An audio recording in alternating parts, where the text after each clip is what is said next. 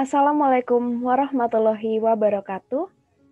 Izinkan saya untuk memperkenalkan diri. Perkenalkan, nama saya Pralihan Pertiwi Idia Gusvita, mahasiswi Pendidikan Biologi A 2019 Universitas Negeri Jakarta, nomor registrasi 13046190043. Pada kesempatan emas kali ini, saya akan menjelaskan dan mempresentasikan apa itu biolistrik.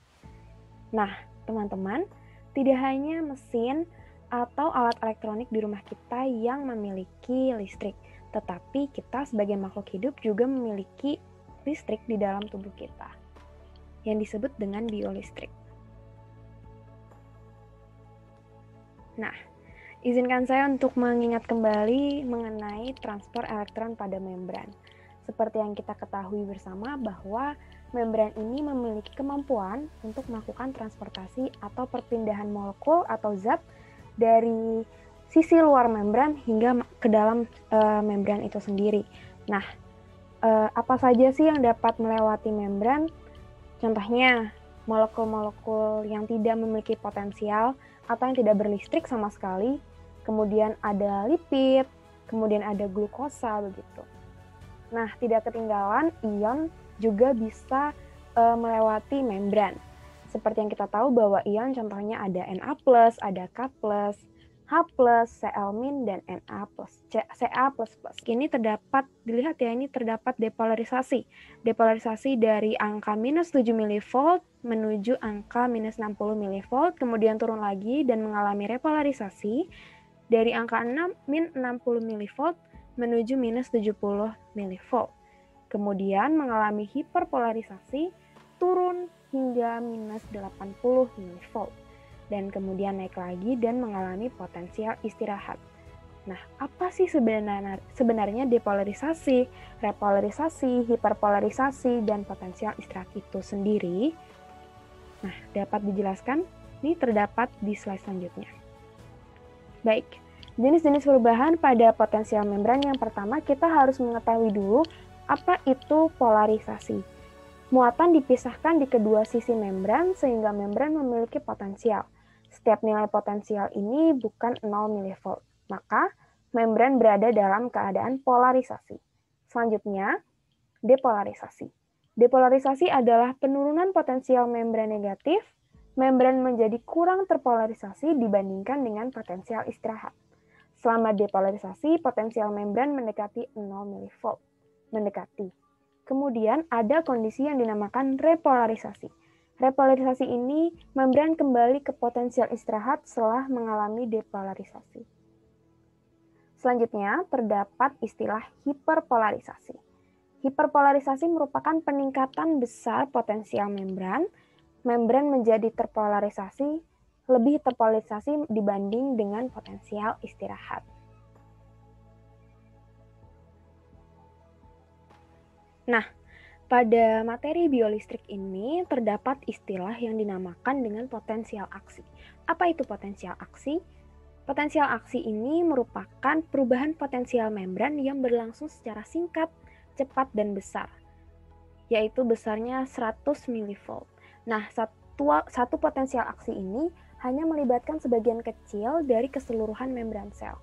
Dapat dilihat pada gambar di samping ini, terdapat tempat awal perubahan potensial, misalnya pada titik ini, pada minus 55, kemudian terdapat ini ya, angka yang berubah dari arah ke kiri, kemudian di arah ke kanan. Nah, ini adalah arah aliran arus dari tempat awal. Nah, pada daerah bagian minus 70 ini, yaitu bagian dari sel yang peka rangsang. Namun, dalam potensial aksi ini bisa terjadi berkurangnya arus menembus membran plasma. Mengapa? Kebocoran ion-ion membawa muatan menembus ke membran plasma dan menyebabkan berkurangnya secara progresif kekuatan arus dengan penambahan jarak dari tempat awal. Perubahan potensial ini merupakan tempat awal. Seiring melebarnya dari tempat awal ini, terjadinya hilangnya muatan, begitu. Baik, selanjutnya izinkan saya untuk mempresentasikan materi selanjutnya. Nah, selanjutnya izinkan saya untuk mempresentasikan atau menjelaskan mengenai sistem saraf yang sangat berhubungan erat dengan biolistrik. Seperti yang kita tahu bahwa depolarisasi, repolarisasi itu terjadi akibat adanya rangsangan. Dan rangsangan ini seperti saya ini menyentuh tangan ini, itu terjadi atas bantuan dan peran besar dari sistem saraf.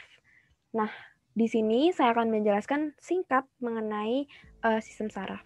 Jadi, rangsangan itu dapat masuk pada zona input atau bagian tempat sinyal datang dari neuron lain yang diterima.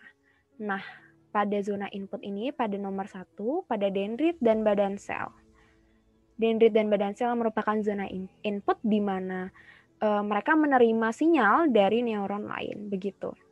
Kemudian, tentunya setelah diterima sinyal ini akan dapat dipicu juga nih. Terdapat zona pemicu yang disebut dengan akson Hillock.